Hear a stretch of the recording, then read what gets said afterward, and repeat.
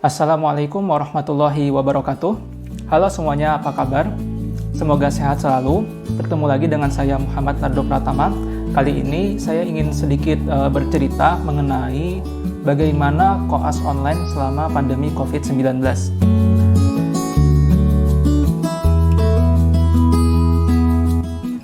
Oke, jadi selama pandemi COVID-19 ini, koas itu dilaksanakan secara daring atau online.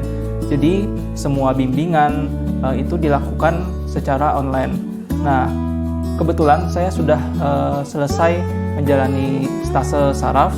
Di stase saraf itu kegiatannya yang pertama ada bimbingan, yang kedua ada presentasi, dan yang ketiga ada maju referat.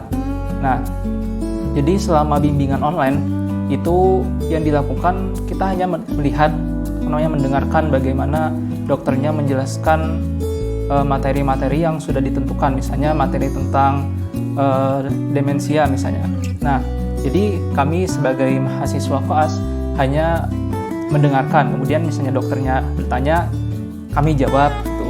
Kemudian setelah bimbingan kadang-kadang ada post-test. Nah, jadi kerjakan post-testnya misalnya lewat Google Classroom. Kemudian ada juga disuruh presentasi sama dokternya. Presentasi materi, misalnya saya kemarin dapat materi tentang faktor resiko stroke. Kayak kebetulan di sini saya ada membawa bukunya. Nah, buku ini jadi sekalian saja saya menjelaskan ulang apa itu faktor resiko stroke. Oke. Jadi faktor resiko stroke itu ada dua. Ada yang dapat dimodifikasi atau dapat diubah, dan ada juga faktor risiko yang tidak dapat diubah atau tidak dapat dimodifikasi. Oke, kita mulai dulu dari yang pertama, faktor risiko yang non-modifiable atau tidak dapat dimodifikasi atau tidak dapat diubah. Itu ada 4. Yang pertama usia, yang kedua adalah jenis kelamin, yang ketiga adalah keturunan, dan yang keempat adalah ras. Seperti yang kita ketahui, usia itu mempengaruhi faktor risiko stroke. Semakin tinggi usia seseorang atau semakin tua, maka seseorang lebih berisiko untuk terkena stroke. Kemudian jenis kelamin juga, laki-laki memiliki faktor risiko stroke yang lebih tinggi daripada wanita. Kemudian jika ada faktor risiko keturunan, misalnya orang tuanya menderita stroke, maka anaknya itu juga memiliki risiko untuk terkena stroke yang lebih tinggi. Kemudian faktor risiko yang kedua yaitu yang modifiable atau yang bisa diubah. Yang pertama yaitu adalah hipertensi. Nah, hipertensi ini merupakan faktor risiko stroke yang paling utama. Jika seseorang menderita hipertensi, maka ada kemungkinan besar dia akan terkena stroke di kemudian hari.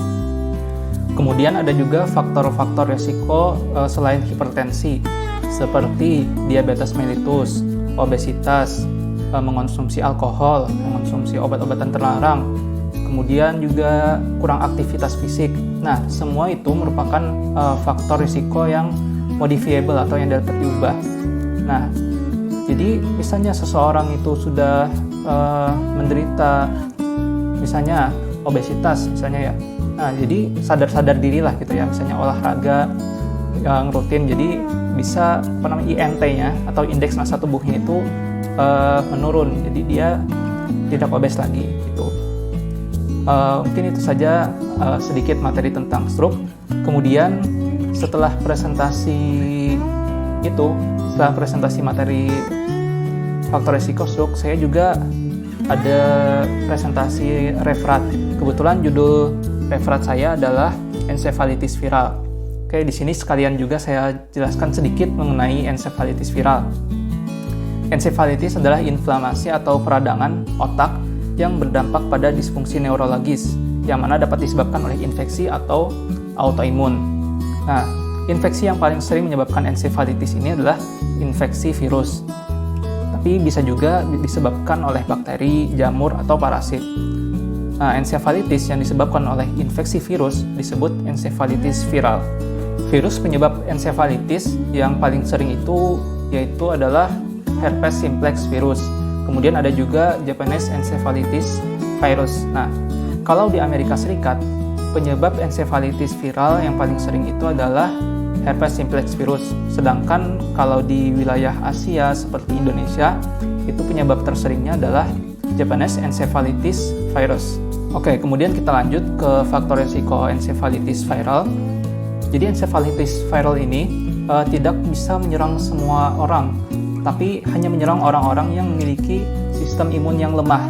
Jadi misalnya kita orang yang sehat-sehat saja gitu, tiba-tiba terkena encephalitis viral itu tidak mungkin.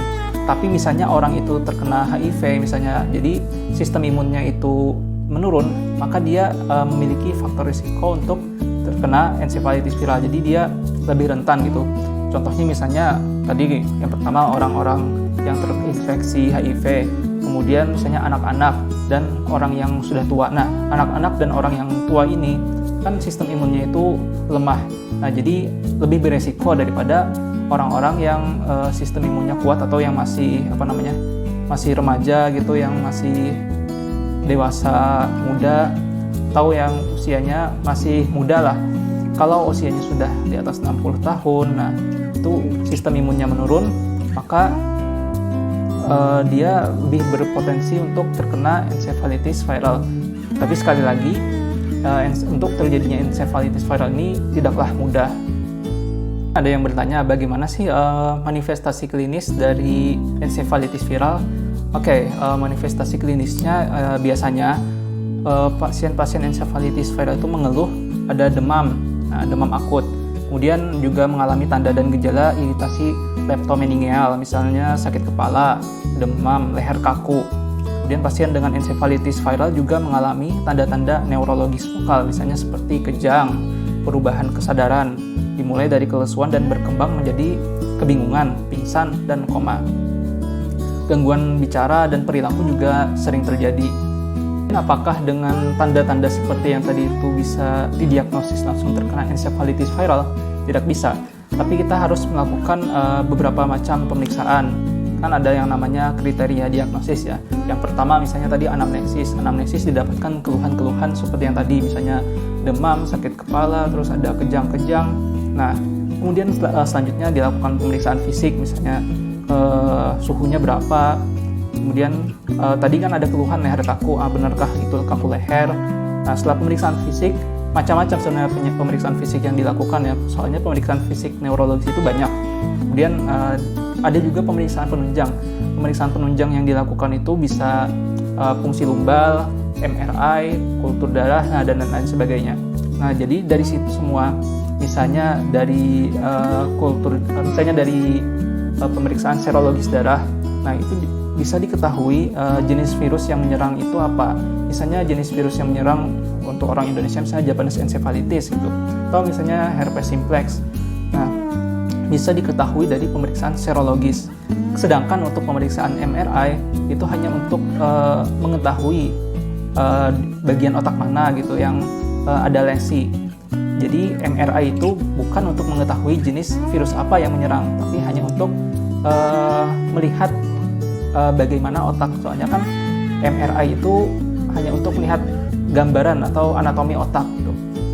Kemudian tadi juga lumbal fungsi juga bisa digunakan untuk melihat, misalnya didapatkan hasil pleositosis dominan sel mononuklear, kemudian peningkatan kadar protein. Nah, itu bisa dilihat dari pemeriksaan lumbal fungsi. Oke, selanjutnya kita akan membahas tentang patofisiologi dari encephalitis viral. Kita contohkan saja Japanese encephalitis ya. Nah, itu ditularkan melalui gigitan nyamuk. Nah, gigitan nyamuk ya, misalnya orang yang terkena HIV atau dia sistem imunnya lemah, kemudian digigit nyamuk yang terinfeksi oleh Japanese encephalitis virus. Nah, nyamuk itu menggigit kulit, maka setelah menggigit itu terjadi replikasi lokal. Jadi replikasi lokal virus di kulit. Lama-kelamaan terjadi viremia, yaitu virusnya itu menyebar di darah terus-menerus sampai terjadi penyebaran di daerah lain, termasuk sistem saraf pusat. Jadi mula-mulanya dia itu digigit nyamuk, terus virusnya masuk ke dalam darah, dan menyebar di seluruh tubuh sampai dia bisa menyerang ke dalam otak. Oke, kita lanjut ke komplikasinya. Jadi yang namanya encephalitis viral ini biasanya memiliki komplikasi berupa gejala sisa atau sequela. Jadi misalnya orang itu terkena encephalitis viral, ada kemungkinan besar dia akan memiliki gejala sisa, misalnya seperti gangguan kecerdasan, gangguan kejiwaan, dan lain sebagainya. Memang itu tergantung dari keparahan encephalitisnya ya. Jadi misalnya semakin parah, maka gejala sisanya juga semakin banyak. Mungkin itu saja sedikit penjelasan mengenai encephalitis viral.